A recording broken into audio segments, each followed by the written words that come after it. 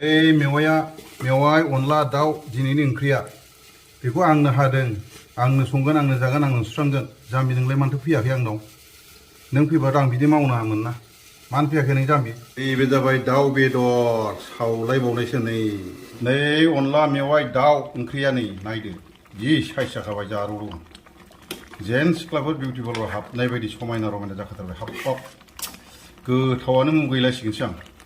बारा गोथावबा जानो मुगैलाय लांलै नङा आंहा हाबाब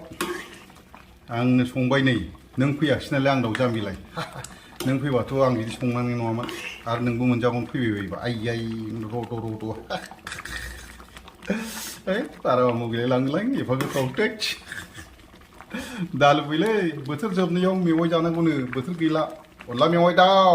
एम्बु बेदर एम्बु बंगानि बेदर एम्बु बेदरा मोनबाय गोथाव जाथारबाय नों आइयाय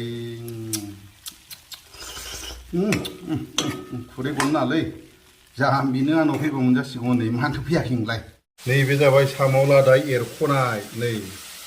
एवबाय जि साइज जाबाय नैबे जाबाय ना फुख्लाफथि नै माथाममोन ओंखाम जानोसै रेडि जाबाय नै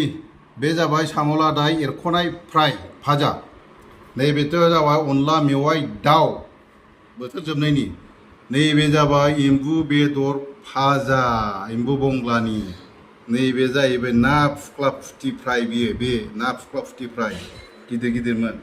दिनै सानसुनि बे जामुं जानाय दा लुबैलै